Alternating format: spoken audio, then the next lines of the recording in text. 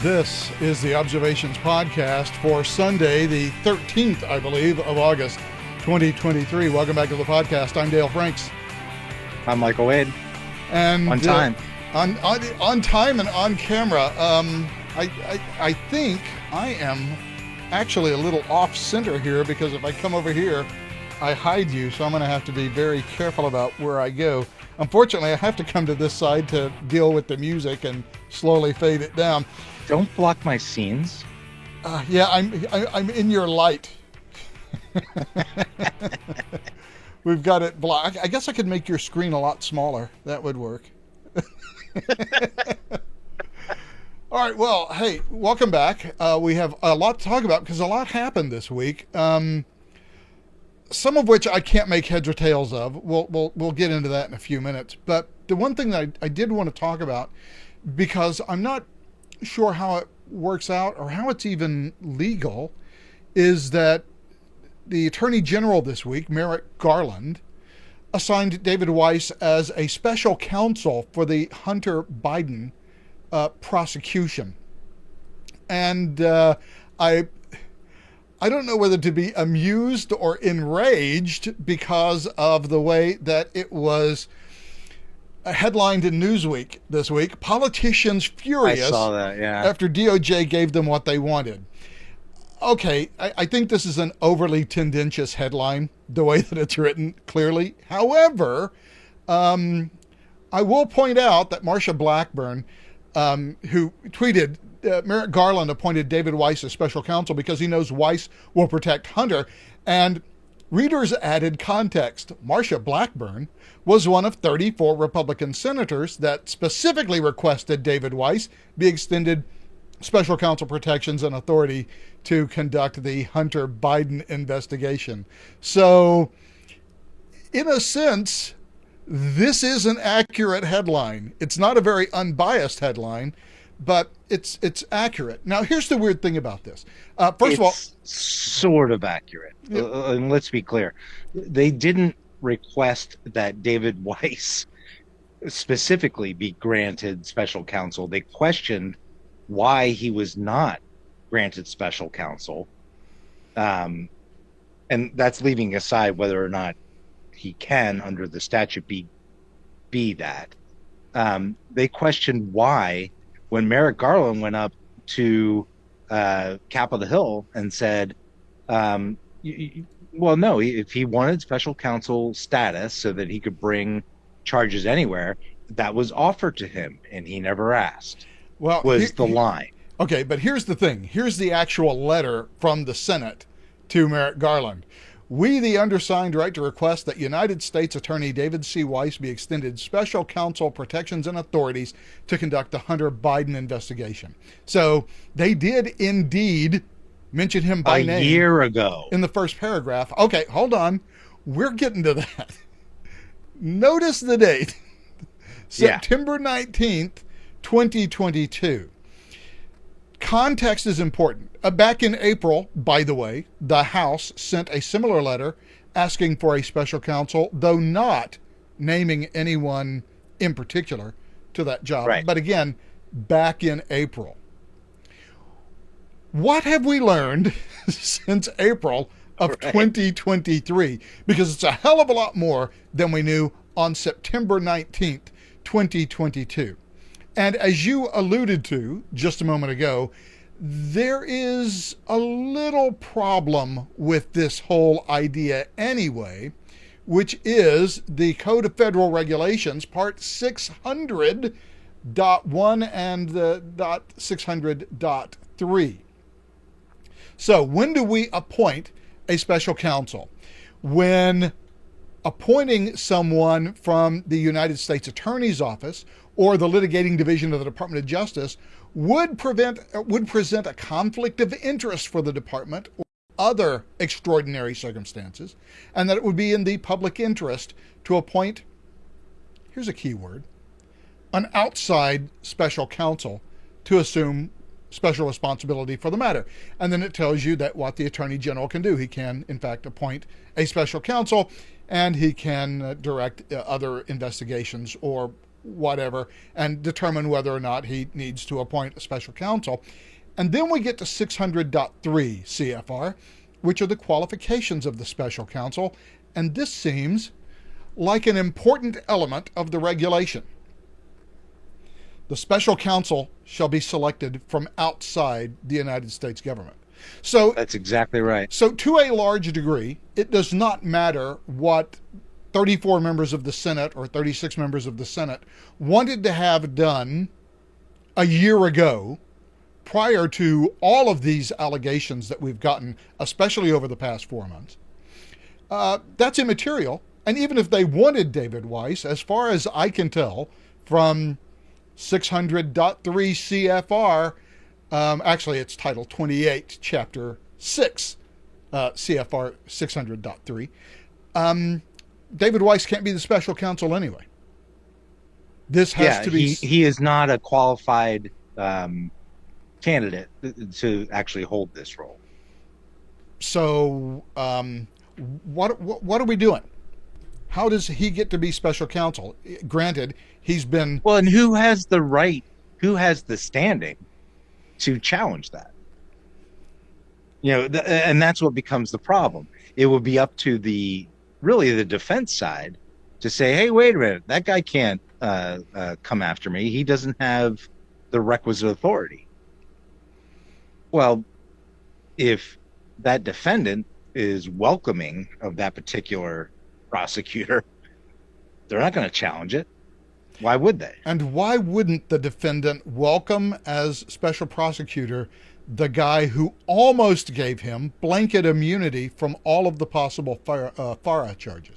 Exactly. I mean, basically gave him a clean slate, very minor charges. Yeah, misdemeanor tax charges. We're talking about millions of dollars of tax delinquency, not to mention the gun charges.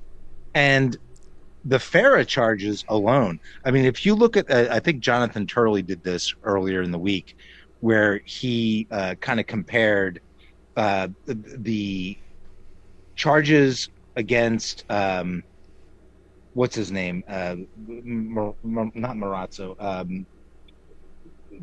Trump's buddy on the FARA charges he got dinged with and, ultimately sent to jail on. They were far less nefarious in comparison to what Hunter Biden is looking at. And they're just going to sweep that all under the table? Yeah, first of all, misdemeanor tax charges. Second of all, the gun charge just goes away. He goes into a diversion program, which also, by the way, gives him immunity from all other prosecutions, at least according to his defense counsel's understanding. And let's not pretend that the defense counsel just made that up out of whole cloth after a 4-week negotiated. After a 4-week negotiation. And so he basically walks on everything with just a misdemeanor conviction and gets to go on about his life. Why wouldn't you want that guy to be your special counsel? He's clearly sympathetic to your defense. He's in your corner. And by the way, one of the things that a lot of senators and congressmen have talked about since this announcement came out was, well, hey, doesn't that mean that we don't get to subpoena David Weiss as a regular U.S. attorney? Oh, that's an added bonus. Force him to show up in Congress? Now, look, there is not anything in the United States Constitution that says the special counsel is exempt from any congressional oversight. No, but there is a long-standing tradition of very, very long-standing, actually, when there's an investigation going on that they don't disclose information. And that's a good thing. I really don't have a problem with that. But they're clearly using that shield as a sword here. Yeah, and the one thing that Merrick Garland says is that this is to, increase transparency and accountability. Special counsels do neither of the... Special counsels do precisely the opposite of that. Right. There is no transparency because the special counsel gets to keep everything internally, and he is largely, at least by tradition, shielded from any external inquiry. And then as far as accountability goes, what accountability? The whole point is to ensure that you have someone who is not accountable to the political leadership to lead an independent investigation. Yeah. And so he delivers his report to the attorney general, and the attorney general then decides whether or not to release some or any to the public. And so, no, it's the opposite of accountability and transparency. It's actually a great way to hide what's actually going on. Yeah. So, first of all, these Republicans who were asking for in the Senate, and only the Senate, let's be clear about that. It was only the Senate, and they were asking Merrick Garland to make him a special counsel, or asking for a special counsel. Okay, if you want a special counsel, let's forget whether it's a David Weiss or not. You want a special counsel, then you can't come back and complain about it later because one was appointed, except the guy that was appointed is the same guy that appears to have been, at least according to all of this whistleblower testimony and all this other information that we received over the last 4 months, including apparently indications of foreign bank accounts and all of that stuff, and of course all of the shell companies, all of which came out after that original letter. Why would you want that? I mean, that just seems dumb. Now, especially the guy who is slow walking the investigation anyway. I mean, I'm pretty sure that Marsha Blackburn et al. Would not make such a request today. Yeah, I agree. And you have to consider, too, that what the original requests were based on was that Merrick Garland had gone up to the Hill and said that, hey, if he wants special counsel authority, I will give it to him. He has not requested it. There are whistleblowers that have said the opposite. Weiss has been quite wishy-washy about it. Either way, it's not a satisfactory outcome to have the guy who basically tried to hand a sweetheart deal by literally throwing a fraud on the court. I mean, they were put in the U.S. Attorney office was put in the position to say, "Oh, no, we're not like trying to wipe away everything," and that's what led to the death of the plea deal. Because that's exactly what they were trying to do. Yeah, because all it took was for the judge. They knew that if they had gone through with it, that the judge would be like, wait a minute, what the hell is going on here? This is an absolute travesty of justice. And it was, and would have been. Yeah, all they needed was for a judge who wouldn't ask questions. Exactly. And they didn't get that one.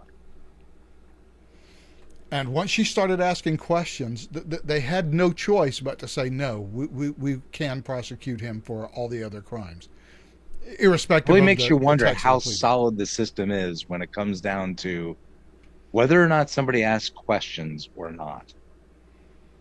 I mean, that's how fragile our legal system is, right? That, oh, yeah, that's fine. I like this guy. Whatever. Yeah, it looks fine. To somebody who's trying to do their job, I don't know that she has any animosity whatsoever towards the Bidens or any affinity or fealty towards the Republicans. But she just asked some basic, simple questions, which were the right questions, and the whole thing blew up. Yeah. First of all, why is this plea deal binding? I have to take the whole thing or none of it. Right. So, and second of all, what's this all about immunity? And why is it not in the plea agreement? Why is it not actually in the plea deal itself? Why is it hidden in this deferral program crap? Well, doesn't even make any sense, especially since none of those charges actually have anything to do with the gun charge for which was being deferred. Yeah, the gun charge is a completely separate matter. I mean, it's not even Right. related to any of the tax stuff or anything else.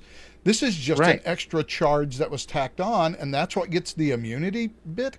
So the whole deal looks suspicious. So then coming in 2 weeks after that plea deal has fallen apart under literally the gentlest of questioning by the judge,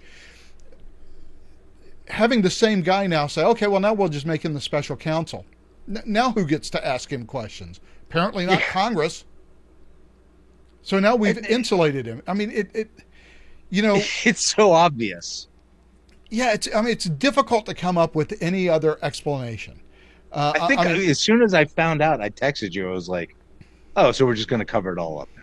yeah, exactly. How do you think you're going to do anything else? Okay, fine. He's a special counsel. Now you can't subpoena him. I mean, technically, I suppose they could, and then we'd have to go They can through subpoena him, but he can't say anything. Yeah, and all he would say in the subpoena is, "Oh, sorry, that's part of the investigation. Can't talk about it." Right. So it would The be investigation that we're going to run at least past 2024. yeah. And by the way, they don't. Yeah, they have to. They have to run it past 2024. A, not only because of the election, but B, because all these FARA charges are reaching their statute of limitations. Well, and that's another issue. They've already, and I expect that if not all, most of our listeners understand that there were charges that had to be foregone because Weiss could not bring them in California and in DC for the years prior to 2017, 2018. And the statute of limitations ran out. Now, I want to be real clear here. Hunter Biden is still not under indictment. The statute of limitations is ticking away as we speak.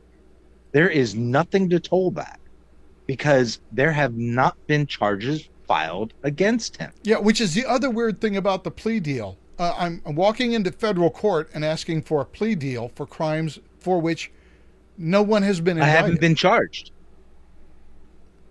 That's not that unusual. It's not unusual to have somebody so against the ropes. Or like, look, I'll just, let's just deal this down, and then okay, and then we go in. You haven't been charged in court yet. You haven't been arraigned or anything, and you just go in and say, okay, fine. I'll deal with this part, and I'll admit my guilt to that part, and whatever. So that's not entirely unusual. What's really unusual is under DOJ guidelines, they're supposed to charge the highest count that they possibly can. And if they're going to make a plea deal, it's off of that count to get rid of the lesser charges. And by the way, the gun count was the highest charge. Yeah. And they completely reversed the process. And it's just so obviously shady, so obviously, nepotism. Well, I guess nepotism isn't the right word, but certainly favoritism. It helps that his name is Biden. Yeah, but the gun charges were up to 15 years. I mean, that was They could be, yeah. That was the big one. And by the way, that was I think the typical is around 2, like 1.25 to 2 years. But statutory, it can be up to 15. Right, that's right. So, and that one was the slam dunk one, by the way. Yeah. We have the guy smoking crack. There was literally no question about that. We have the guy smoking crack on video holding a gun. Well, you know what?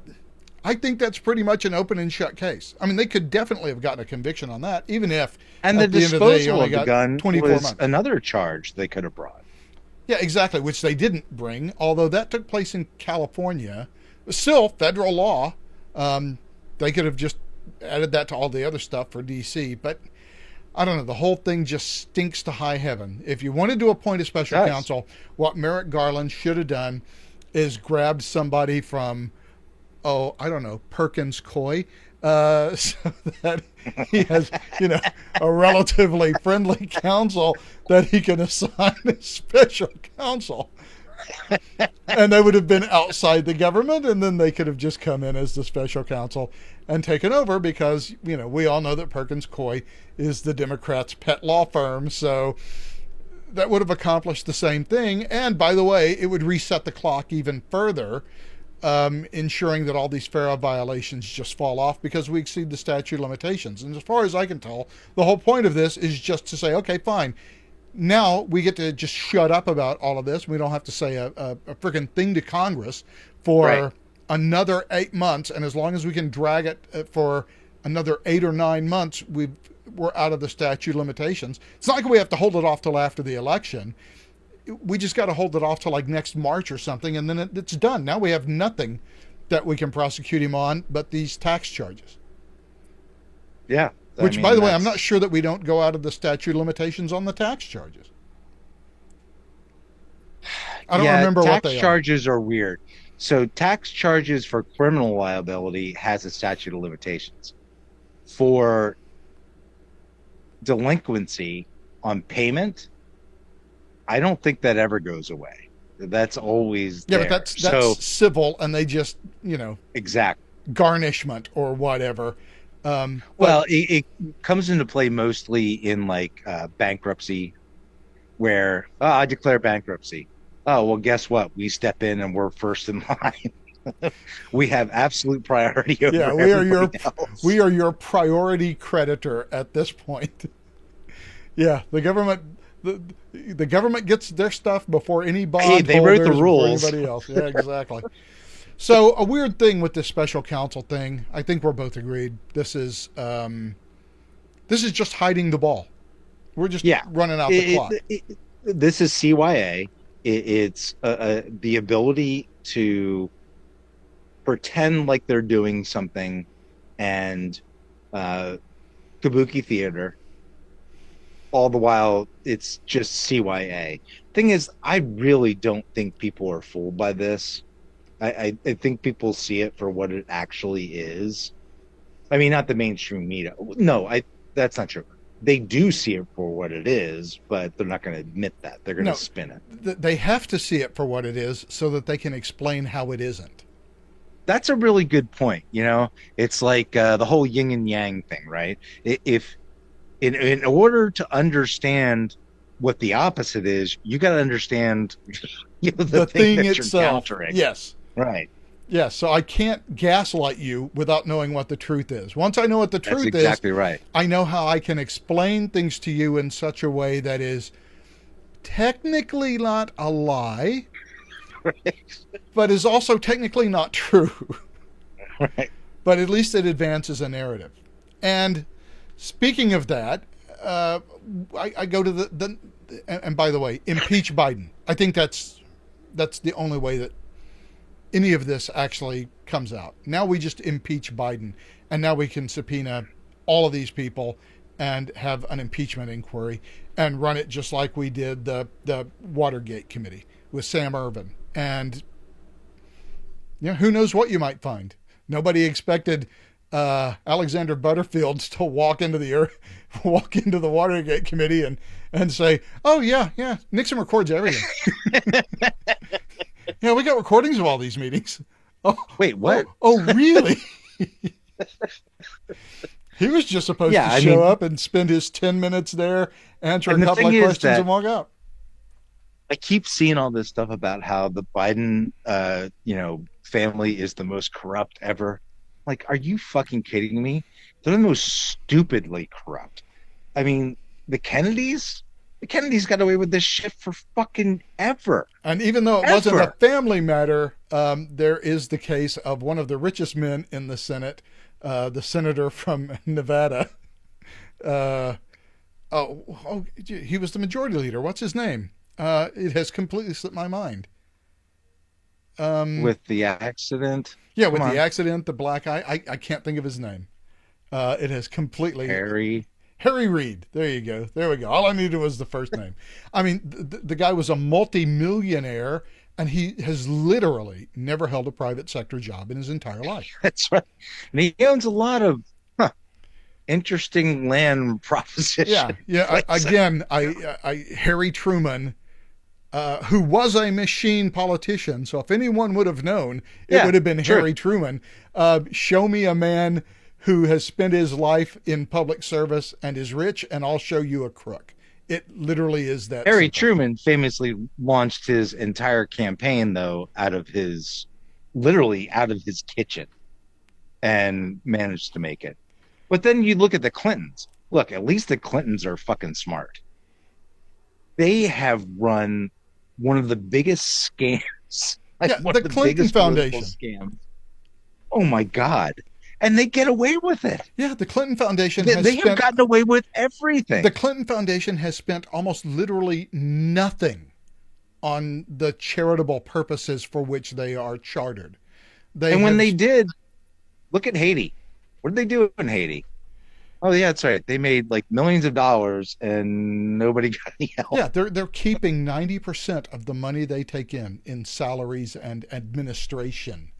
Um, those salaries. Biden tried to learn from them, and man, they're too stupid to actually do it well. They followed most of the precepts, but then you turned over your entire operation to the to be run crackhead. by a crackhead who couldn't keep his shit together and had it's just the narcissistic propensity for recording all this shit. Yeah, and yet it appears to work. I mean, look, there are all these Democrats going out who are saying, look, sure, we have all these offshore bank accounts. Sure, we have these calls to the White House. Sure, we have these visits to the White House. Sure, we've got this millions of dollars going through all of these shell companies. Sure, we've got, numbered offshore accounts. But there's no proof that Joe Biden ever actually did anything. Show me the check that was written out to Joe Biden. To Joe Biden. Unless I see that. Even the Bidens aren't that stupid. So yeah, unless that happens, there's no smoking gun. So, and yet, all we get from the Republicans in the House is, oh, this is I'm very disappointed. This is very serious. Something must be done. And well, there are 5 or 6, I think 6 articles of impeachment filed against. Yeah, sure, and they're going nowhere because they were filed by Lauren Boebert and Marjorie Taylor Greene and others like that who nobody wants to listen to in Congress. And certainly McCarthy doesn't. And so McCarthy talks about impeachment and does nothing. I don't know what more evidence you would need. And I hate to play the whataboutism game, but look, if this was Donald Trump, about whom more in due course, if this was Donald Trump and there were records of millions and millions of dollars, going through his whole family like this, there would be a never-ending investigation in Congress over it. There are RICO cases against the mafia that had less evidence and were successful. Yeah. So and just basically on the money flow and who had access to what accounts. It's so clearly, what were they selling? How did they make all this money? Yeah. What exactly is worth, $1 million a year that Hunter Biden is doing for you? I mean, it certainly wasn't his intelligence or tact or ability. No, It was his ability to get Joe Biden on the phone at any time he wanted while he was vice president. yeah. Well, look, at least if this all comes falling apart for Joe Biden, which, by the way, I do not for a moment expect, but if it were, I think it's the fact that the only reason that it will is because the smart son died. And they just turned everything over to the crackhead. And he just... I'd actually would kind of agree with that. I think it may serve to benefit the Democrats in what they want to do is to shuffle Biden away, get Kamala out of the picture, and have Gavin Newsom be the head of the ticket. Yeah, sure. Um, That's the best case scenario for them. I think the problem is that if I you do not think that Joe Biden's going to be on the ticket. well, I've thought that since before the election. I've always thought of Joe Biden as a one-term president. Um, but once he's in the job, he doesn't want to go. So I think he would have to be Or forced Jill out. doesn't want him to go. He doesn't know what the fuck he wants. He Yeah, wants ice cream. or Jill doesn't want him to go. Either or. How do you force the guy out? And you want to do it in such a way that it doesn't damage your party. Look, the reason why Gerald Ford was not reelected over Jimmy Carter, who was basically a nobody and one that we got rid of as president at the very first opportunity, it was Watergate. And the stink of Watergate hung on He was Jerry already Ford. tainted. He was already tainted right from the start. And then once he pardoned Nixon, which Was smart. I think was probably the best thing to do just to get Watergate done. So Yeah, pardoning exactly. Nixon for any crimes he may or may not have committed, such an open-ended pardon, it just shut everything down. But he paid for it at the polls. Yeah. He paid for it in the Republican nomination when Ronald Reagan almost took the Republican nomination for him, and then running against Jimmy Carter, the stink of Watergate was just too much, and so he was gone. Yeah, well, and I think that there's that fear with Biden. Democrats are facing that now as well, and that's why I think even if they were to get Biden to either step down or whatever, throw him to the wolves, Kamala steps in. Nobody's going to vote for her. She's going to get primaried. Oh, she's going to get primaried hard, and she's going to get And destroyed. I think that Gavin Newsom would easily win that primary. Yeah, I think I think so. And they're grooming him for it. Yeah, I think Gavin Newsom is the guy for the Democrats. The point is, how do we get rid of Joe Biden? I mean, I think... And that's what they're having a hard time figuring out is how do we get rid of him without completely damaging ourselves? As I have said before, and as I'm sure the Democrats would agree with, although for entirely opposing reasons, the best thing that Joe Biden and Donald Trump could do for the Republic right now, the best service they could provide would both to be to pass away in their sleep. Peacefully and happily after long, full lives. Because Don't tell Hillary that. Yeah, because that opens up... Yeah, well, Hillary thinks that about everyone, but... That aside, I'm sure the Democrats think, boy, wouldn't it be great if Joe Biden just, passed away peacefully in his sleep? It would make things a lot easier because... Well, then you could commemorate him and you could turn him into an idol. Exactly. And then you get to carry that, the man who loved America so much and died in the presidency. And here is Who his was that guy from successor, the Gavin senator from Minnesota? Do you remember that?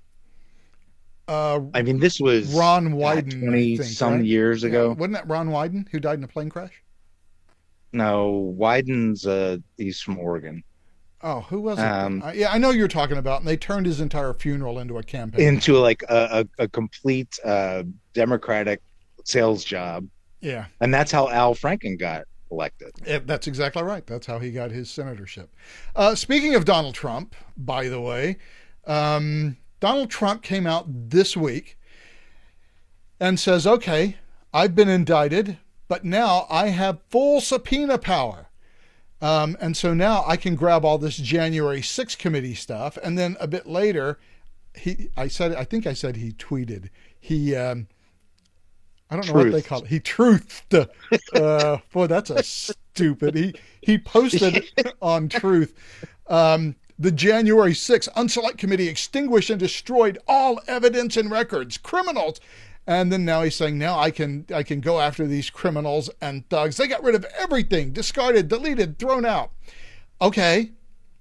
He's not wrong. Well, he's also not right because Yes. right after that, Adam Kinzinger came out and he tweeted, well, actually, the committee records can be found at this repository. And lo and behold, if you go there, there is indeed this repository which contains seemingly a lot of information. I'm not sure that it's all the information. Yes. However, subsequent to that, as I'm sort of going back and forth between browser tabs, and that's the browser tab I just selected. So that's not the link that I wanted to grab. I think I wanted to grab this link, which is Barry Loudermilk, Republican from Georgia, who is running an oversight committee, saying that they're supposed to have 4 gigs of information that they collected, including video repositories and testimony, including all of the investigation by the quote unquote blue team, whose job was to disprove everything that were being alleged by the J6 committee. And Loudermilk is saying there should be 4 gigs of information. There's only 2 gigs of, or 2.5 gigs of information here. And it doesn't appear. That was a committee that the J6 committee shut down early. Right, exactly. The blue committee. And they shut down the blue team early. And so now Loudermilk is saying, we can't find any of this stuff. We got lots of depositions, lots of subpoenas, but we're not seeing anything from the blue team as far as reports on the investigation they did looking into the actual breach itself. So here is the problem. And I'm not as concerned about Trump and what actually happened to this stuff as I am about the larger issue. And it's a political issue, but it's also a cultural issue, which gets us back to the idea of our institutions. So what do? How do you find out the truth when you know that their institutions, the institutions they control, are going to lie to you? But you also know that the institutions that are run by your partisans are also going to lie to you as well. Yeah, exactly. How do you make a decision? How do you discover information when every institution, whether it is putatively on your side or on the other side, every institution is going to, how shall we tactfully put it, shade the truth? That's exactly how I was thinking. If you're just putting it on the outside, how do you know what's true? How do you know how to make a decision? One of the things that rightly or wrongly Americans have had is this idea that our government institutions, when they tell us stuff, we have relatively straightforward institutions that will tell us the truth about stuff and that we can more or less depend on what they say. Now, sure, they're always wrong. For example, eat 15 servings of carbohydrates a day. Okay, that's stupid advice, but we also know that the government is stupid. But when it comes down to it, we have grown up in an environment, and it's been an environment that has gone on since really the post-war era, after World War II, which is that our government, as incompetent as it may be, at least is not meretricious. They will tell us what they think is true. And it has been hard. And there was a time where they actually were at least somewhat competent. Yeah, and we've gone from competence to incompetence, and we've gone from truthfulness to meretriciousness. And this cultural overhang of we have a relatively uncorrupt government, unlike, many of the heathen foreigners. When the government makes a statement, it may be incorrect, but at least it is not malevolent. And if it's incorrect it's heartfelt. Across time, it will be corrected with actual facts. But what happens when you don't know that it's going to be corrected and the government is actually actively hiding the facts from you? And even I have fallen prey to this as well. Look, if we go back to 2020 and first with COVID, sort of, the FDA would come out and make statements about COVID. And I would say, okay, well, that's the government's position. Until proven otherwise, I guess the default position is, okay, they wouldn't say it if it wasn't true because it will eventually be easy to, disprove it. So if they're wrong, it's wrong because it's a novel disease. We don't know much about it. We don't have a lot of information. And they're sort of, feeling their way through this along with the rest of us. Now, my wife at the time was saying, no, they're lying to you. They're corrupt. This is all bullshit. And I resisted that characterization Because again, after having looked at the government all of my life and having seen the history of what they do, and especially the FDA, which one does not think of as a super political organization, my default position was simply wrong. I should not have listened to a damn thing the FDA said. Because even though I've sat here on this podcast and I have said every institution we have is corrupt, it's that cultural hangover of we don't have a corrupt government. Our officials aren't on the take. Well, you know what? Our officials are on the take. It is corrupt. And the corruption has spread not only to the government, but to the government in exile, or the shadow government, which in this case happens to be the Republicans, who are no more honest than the Democrats are. Which leaves me in a position of, how do I know what is true? How do I find what is true? I mean, it's not like I can go out and investigate, as you and I have talked about before. I've got to keep a roof over our head. I got to keep food on the table. I can't spend my entire life going after every government agency and finding out what is true and what is false. How do I know? And where do I go to for countervailing information when many of the people who provide the countervailing information are lying to me as well? Or they're shut down. Or they're shut down, and you can't, they can't talk at all. And Chris's default position has always been, listen to the people who the government is trying to shut up. And of course, the government's explanation. That's not it's not an insane position. It's actually a pretty sane position for somebody who, I mean, if I think of a typical Soviet citizen in 1940s, 1950s, yeah, they knew they were being lied to. They absolutely knew. They weren't stupid. They knew they were being lied to, and yet they also knew that to go against the grain would cost, their whole entire family. So, they did what they had to do to get along. And I fear that we're in sort of a similar situation right now. This all came out with the COVID stuff, right? Yeah. But I mean, we're seeing it more and more with the January 6th stuff. We're seeing it with the Biden stuff. Certainly with COVID, we saw it with the lab leak theory and the mercilessness with which everybody, the government, media, social media, went after anybody who hinted that, hey, this lab leak theory is probably right. And so you brought up the cultural aspect of that.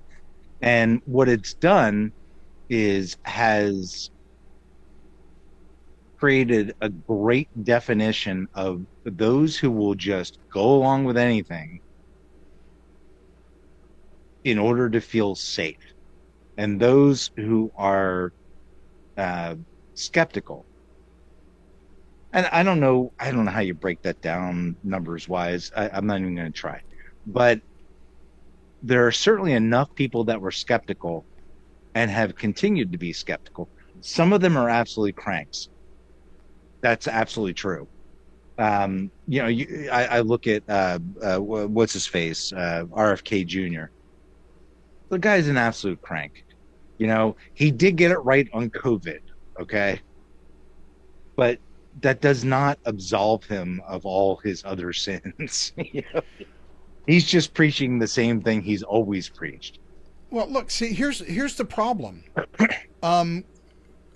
Cranks are, occasionally right. And just because, that's exactly and right. So that complicates the issue. I would generally think of Alex Jones as a not reliable source of information.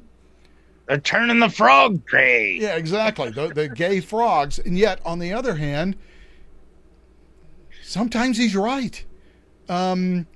And yeah,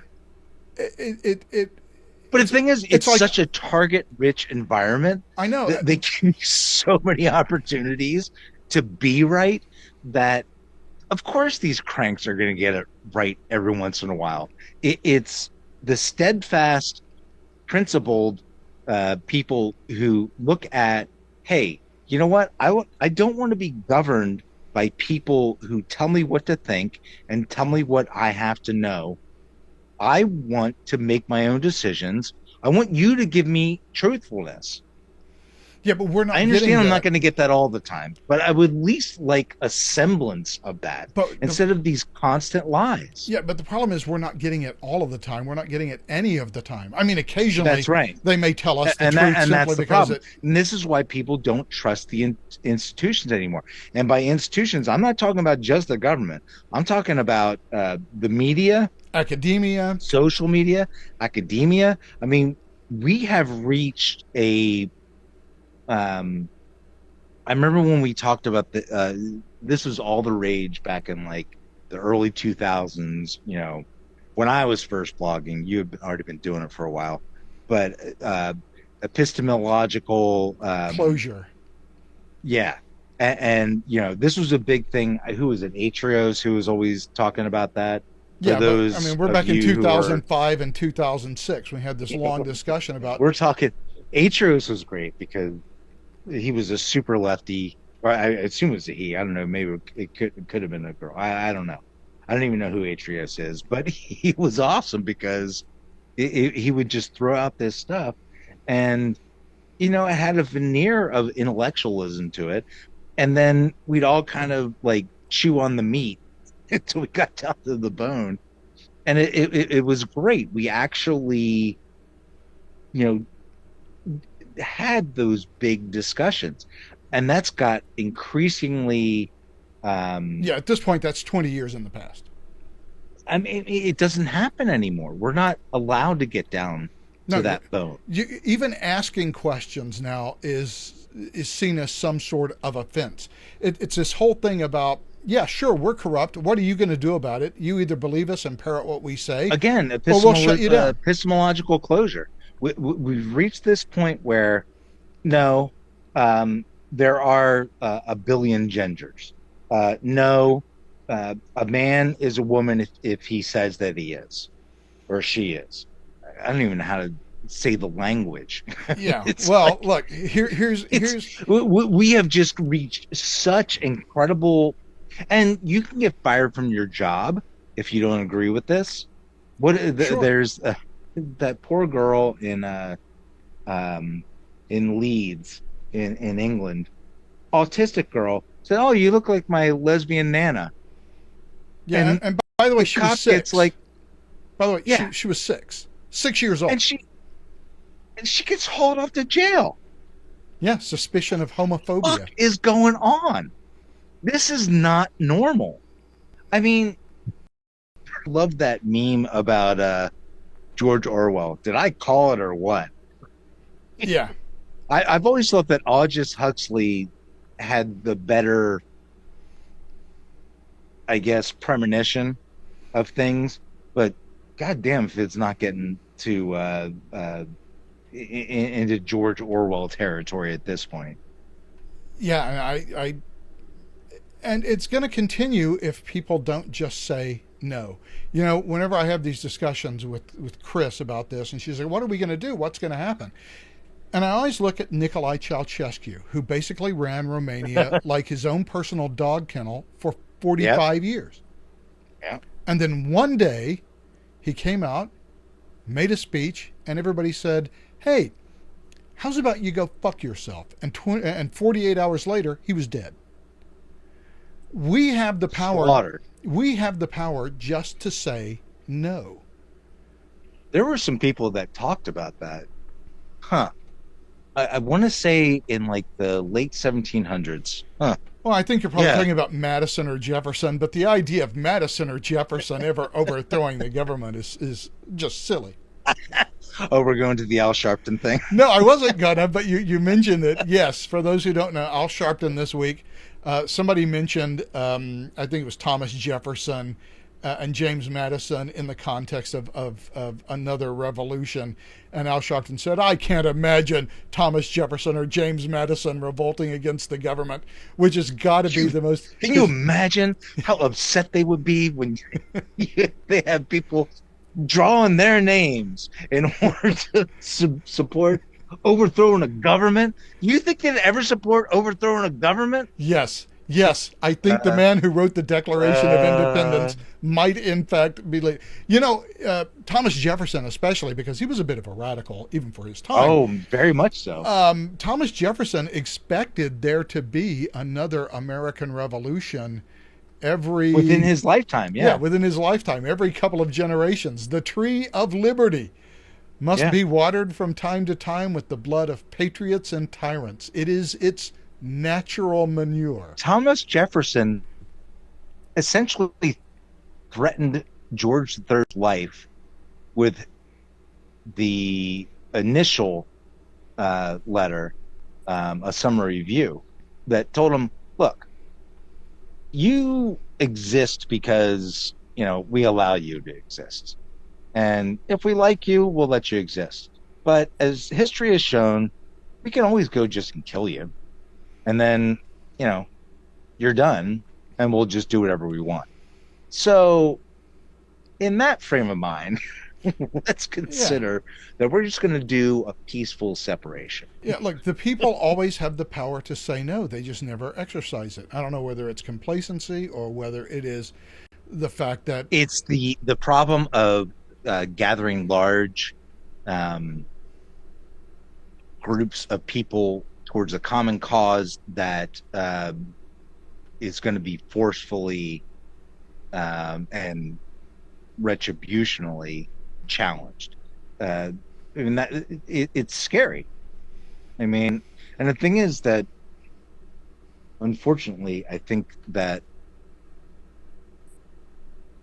as culture goes, we are not in a position to depend upon our youth, our male youth, to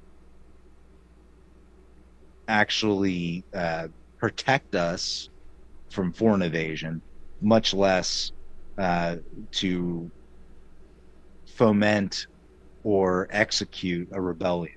I'm not sure that we have that element anymore. We've become so soft.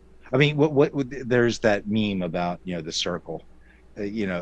Soft men make hard times make hard men make good times make soft men. yeah, that ever never ending cycle. Well, Right. on this topic, Matt Gaetz, who was in Iowa this weekend at the Iowa State Fair, also, so were all the presidential Why? candidates, Trump, DeSantis, and what have you. And he was introducing Trump, and he said words to the effect of, we've got to get out there and we got to work harder than ever to get out the vote. We got to do all of this because the deep state in Washington won't change unless except by force.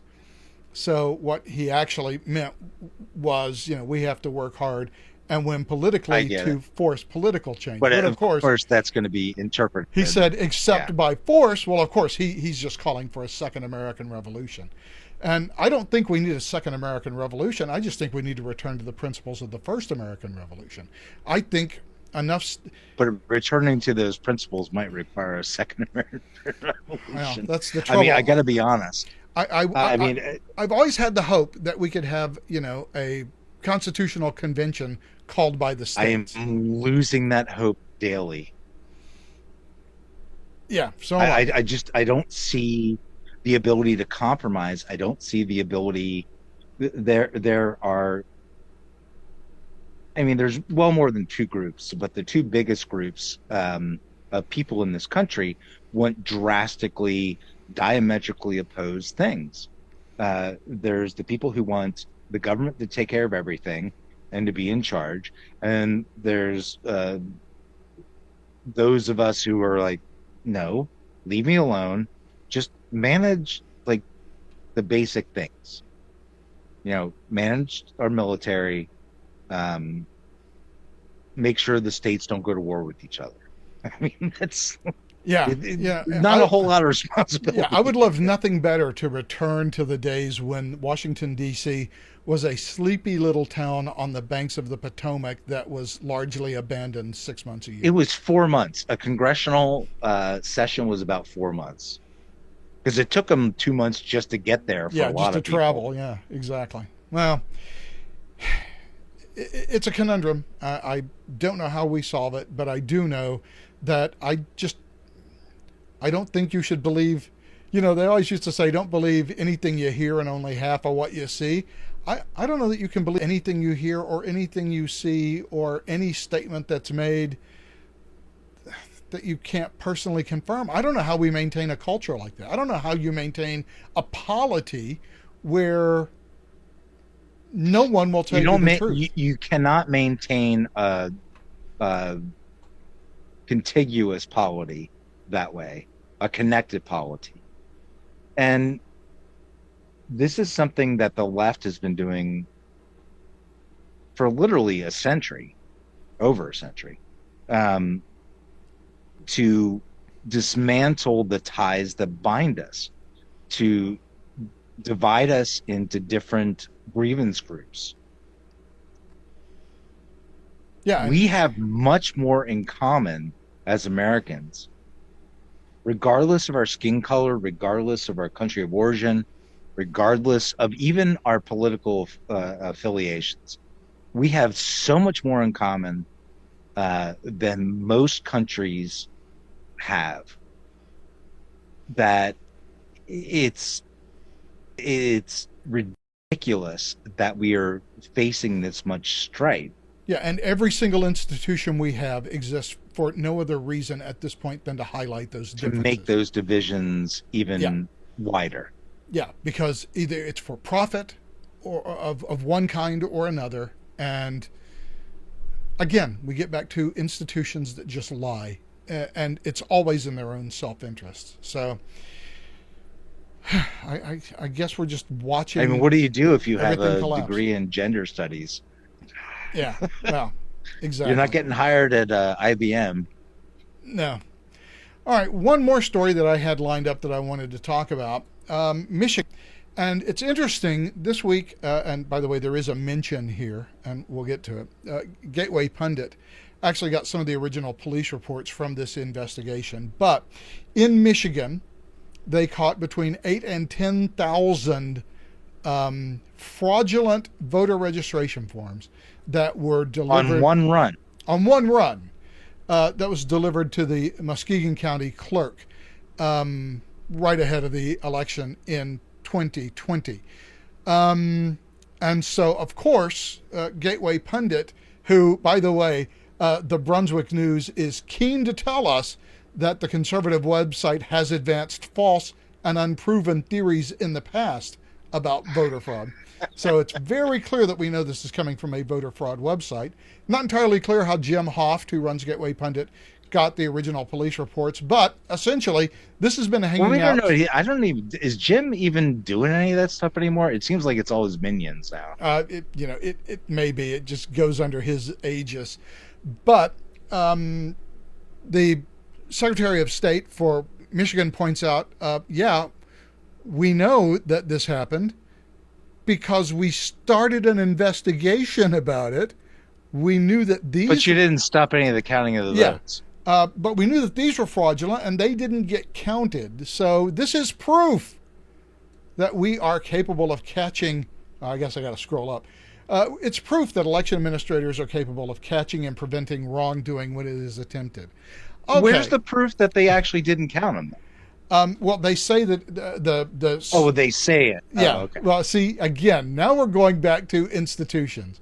So the city clerk in Muskegon... Totally didn't count those. Here is what Dana Nessel's press secretary, Dana Nessel is the AG for Michigan, her press secretary said the Muskegon city clerk detected this material, alerted the authorities, so these were not counted. So we are told that these fraudulent ballots were turned over to the authorities. And for 3 years, this thorough investigation has been conducted by multiple agencies within the state. Okay, great. Still, 3 years. And yet they weren't available in 2020 or 2021. Nobody has been charged or indicted. In fact, apparently it is such a tangled thicket that as as of yesterday or day before yesterday, the Attorney General's office has just called the FBI in and said, you know what, you got to take care of all of this. Yeah. That's so smart. it's been 3 years. We can't bury this as well as you can. We've noticed that you're really good at this. Yeah, it's been 3 years. Would you bury it for us? Yeah, it's been 3 years since we investigated this, and we can't figure it out. So it's time to turn this over to the FBI. Tell you what Michigan can figure out? They can figure out how to charge people with election fraud because they took part in Trump's electors. So they got together. That's right. So we talked about that last week about, it being a state thing. And so I believe it's Michigan, Arizona, and Nevada that have state lawsuits against the alternate state of electors. Yeah, and Michigan as well. I have no idea if those are viable cases or not. I just don't know. Well, they've charged everyone who participated as an elector with a violation of election law, and also because they certified themselves as the proper elector, they are now for felony forgery as part of the false electors conspiracy. Again, well, it's good they can get some things right. Yeah, conspiracy. I'm not sure if it's a conspiracy whenever you're doing it publicly. But publicly has nothing to do with it. Conspiracy just means that that you're coordinating with others. Okay, well, then I guess they were coordinating with each other, so that would make it technically a conspiracy. But she's been after these people since January. And last month, she finally has charged them all. Of course, they're not saying anything. So, okay, well, she managed to figure this out in 6 months, although why it took her, 3 years to go after them, who knows? And why she can't. Oh, you know exactly why. It was because she wants to make sure that they aren't available on a slate for the upcoming 2024 election. Yeah, well, remember, clear the it's the electors. The electors are the ones that actually report the votes to Congress. Right. Well, I think it's interesting. What do we know for a fact that these votes weren't counted, even though they say that they weren't, that they found them, they were fraudulent? And okay, so this is 10,000 or 8 to 10,000 to be precise on one run. Do we know about votes that were in fraudulent? One county? Yeah, in one county. And we know that the company that was running this operation was getting paid $11.5 million by the Democrats. So what about the other counties? What about all of the other things? As I recall, didn't Trump only lost Michigan by like 15,000, maybe 20,000 votes? It was somewhere in that range. 154,000. Oh, okay. I'm sorry. Maybe I'm thinking of Georgia. Okay, 150,000. So the obvious counterpoint to this is that, well, it wouldn't have made any difference. Even if they were all fraudulent, it wouldn't have changed anything. Okay, but this is one county. Well, no, this is not just one county. This is one delivery run of voter registration forms on one day in one county. And some city clerk caught it. And hey, that's great. But what else happened? What about all the other counties? What have we been doing for 3 years to find all of that out? We don't know because, okay, let's say it's 154,000. Okay, well, if it's 10,000 per delivery, I got to make 15 deliveries. And this is all complicated by the fact that during the 2020 election, several states just threw state law out the window and had their own, yeah, sure, you want ballot drop boxes? Sure, go ahead. You want to just vote by mail? And we're reprimanded just go for they weren't even given any penalty for that. No. Or told that it was wrong until nearly a year after the election. Yeah, I mean, look, even if even if, let us say arguendo, that not a single fraudulent ballot was cast in that election, the very fact that they threw out pre-existing state law just to make up something as they went along for COVID does make one question the results of that election. Simply because and even if it doesn't, it was not the rules that were set before the election. We made them up as we went along. I like the way you set that up. Even if no false votes, no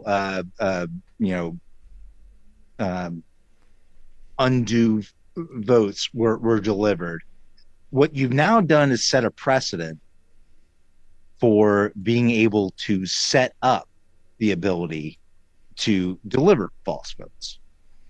So in either case, it creates a serious moral hazard.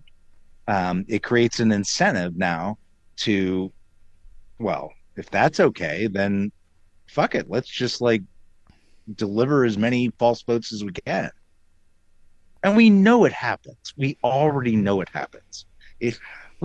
They don't get caught for years and years and years, but we know it's happened. It's happened a lot. Look, we know and every that time Richard Nixon probably won in 1960. Look, it's been happening for a long time. And yeah, exactly. And we know that Mayor Daley pulled Chicago's election for Jack Kennedy. We just know it. Richard Nixon knew it at the time. And look, if you have just one city here and there where there's some cheating going on, chances are, in the big scheme of things, it's not going to change the outcome of the election. And maybe that's why we kind of ignore these things and why we're kind of so wishy-washy on voter fraud. And what we end up with is a system that is not well regulated, not well run. Voter rolls are never purged. So we have dead people and people who have moved who are still on the voter rolls, which opens up a hole that enables bad actors to throw in fraudulent ballots. I mean, at some point, it in fact will change the result of a presidential election simply because the system is so broken now in so many states that we honestly don't know who's voting, and you can't show an ID in many states because they refuse to pass any sort of voter ID laws. Oh, and by the way, if one of your party's primary political goals is to ensure that you never have voter ID laws, I have a very limited number of hypotheses as to why you might want that. That's right. Actually, I have one hypothesis. You want to cheat.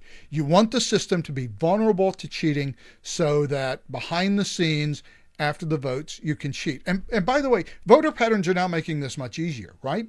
Because we know, and we've known for the past 4, 5, maybe even 6 election cycles, general election cycles, that Republicans tend to show up on election day and Democrats tend to vote by absentee ballot. And the easier it is to vote by absentee ballot, the more likely Democrats are to vote by absentee ballot. So, well, most state laws... let's not say that Democrats necessarily do that. Let's just say that Democratic votes show up a lot more often. Well, but because most states, you're not allowed to touch the absentee ballots until after you've counted the election day ballots. Right. What we've seen, and it's been consistent over the past 4 or 5 election cycles, is that as you're counting the election day ballots, Republicans are always looking really good.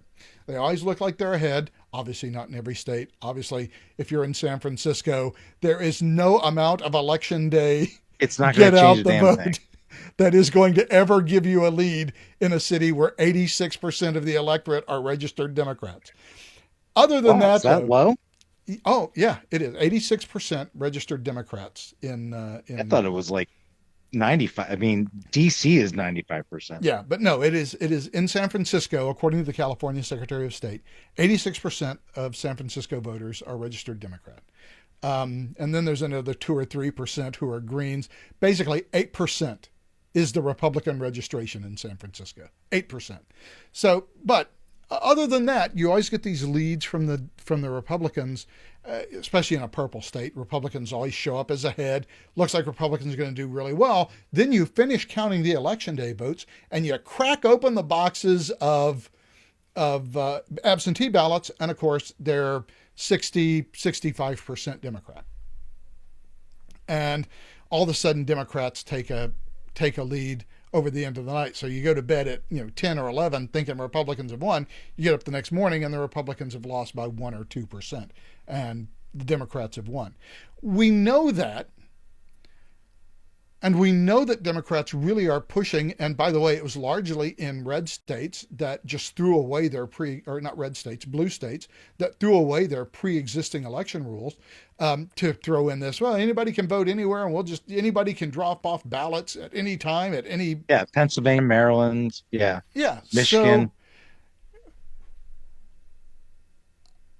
I'm not a big fan of early voting. I'm not a big fan of absentee. I hate it. I think it's awful. I think it's the only thing it does is introduces the possibility of fraud. Yeah, that's what I believe as well. If you want to have a system, then you're going to have to show up at the polls and vote. You're going to have to show some form of ID. The funny thing is proves you are you. So there's a law professor at University of Chicago, Richard Epstein. He wrote this law article, I don't know, probably 30 some years ago, maybe longer. And he correctly surmised that the best way to not have to worry about this is to take the power away. If these elections aren't so important, why spend all the effort and money on cheating? If your vote counts more at the local election and has more, emphasis in your life, has more impact on your life, then who cares about the, big national elections? But the problem is that so much power has been arrogated to DC and its bureaucracies that it becomes sort of almost a life and death situation. Every election now is the most important election of our lifetime. Of our lifetimes, right? Yeah. And that's ridiculous. Why? Why should it be that important? Why are we so dependent on that? Yeah, no election they have too much power. Yeah, no election should be the most important election of our lifetime. And we laugh when they come out and we say every year they're going to say it's the most important election of your lifetime, except it is. And that's the problem. Yeah, that's the problem. It is the most important election. Right. Trump over Hillary? Hell yeah. I was like, this is definitely the most important. There is no way I'm going to let that bitch get into fucking office. And I didn't even like Trump, but I'm like, I'd much rather have Trump than her. And I was pleasantly surprised with how well he did his job. Well, I remember how giddy we were. And again, this is not a Trump fan, but I can remember how giddy we were, not so much that Trump won, but that Hillary lost. And that was the big deal. And that she lost. And I think that's how most elections go nowadays for the big elections is I'm not voting for somebody. I'm just voting against somebody. I think that is actually the bigger motive than anything else. It's not a, hey, this is somebody I can believe in. It's just, no. I'm not going to be dealing with that person. Well, the question it looks like at this point we're going to face in 2024 is, who are we more interested in voting against? Yeah, I think that's the truth, although. And look, in Iowa, I'm sorry, was it Iowa or Illinois? It was Iowa. It was Iowa. They did a poll. And no matter how many people love Trump, and as we've talked about before, I think he's got 30% of the Republican Party, and they are hardcore. Solid. Yeah. Solid. That's not a majority. That's not an election winning number. And coming out of Iowa this week, 1 in 5 Republicans said that if Donald Trump was the nominee, they wouldn't vote for him. Yeah. Okay, that's 20% of your party. No matter how that shakes out in the primary, I mean, it doesn't really affect the primary, right? If you get 30% of Republican voters per state, you're going to get the nomination. But Trump is the kind of candidate that will also turn Republicans off of voting for him. They'll vote for a, nobody or, an independent candidate or something. Yeah, it won't matter. But it'll go into the other. And I remember this from when Romney ran against Obama, that there were a lot of Virginia Republicans who said that they would not vote for Romney because he helped kind of create the mess, and they didn't want the mess that they assumed, which did come down. They didn't want it on the Republicans' heads. They wanted it on the Democrats' heads. For all the good it did, sure. Not understanding that was going to be, just kind of swept away by the media. But there were a lot of people who were like, why? Why would I vote for this guy? He doesn't stand for me. He doesn't stand for any of my principles. Yeah, well, in the case of Romney, you might as well vote for a Democrat, right? Yeah. And so I think that Trump's in a somewhat similar situation. We are in a very precarious situation right now financially. We haven't talked about economics in a great many podcasts. But you and I both know that we're sitting on a landmine right now, and it's not good. The machinations of the Fed and all the other institutions, they're not doing much. Inflation is still rising. Yes, it's rising slower than it was. But it's still, we're at 15-16% over what we were when Joe Biden was sworn in 2001. That's a major issue. People feel it. Oh, and by the way, that's 15% across the board. Let us not forget the volatile food and energy sectors, as they say when they release the CPI. Don't always get counted in that. Yeah. If you look at food, you're probably well above 30, 35. I've seen. Yeah. Energy is 25 to 30. And these are two of the major income, suckers. Yeah, I mean everybody. They get excluded from the core CPI, food and energy, because they're so volatile. Because they're volatile, they jump up and down a lot faster than everything else, and so it makes trying to track inflation over time hard. However, they're also the two largest non-fixed costs for individuals in their lives. And they're also the two biggest leaders of inflation. Yeah, they're two of the three biggest things. The biggest things that you're going to spend money on is energy, or it's housing, number one, then food and energy. And if you are a medium to low income person, a 35% increase in food prices over the last 2 years, that hurts when you go to the store. I mean, oh, hell yeah, it does. I mean, I certainly notice it when I go to the store. And when eggs are costing $6 a carton. Oh yeah. When your milk is $5.50 a gallon. Yeah. Yeah. No, I went to the supermarket this weekend, and I think I bought 12 items at the supermarket. I mean, I didn't even put them in the cart. They were all in the little top bit where you actually put your kids, if you have kids. That was the, I just threw them all onto the counter. That was $122. That's crazy. Yeah, it's crazy. And look, I mean, I'm not rich. Okay, neither Michael or I, let me be clear, are rich people. But I'm not doing too bad for myself. And so I can afford to pay the $122. I don't like it. But if I was making 35, 40 grand a year, If you're making what's average the income right average now, blue around collar wage 52, is 50, yeah, 52 to 54, somewhere in there.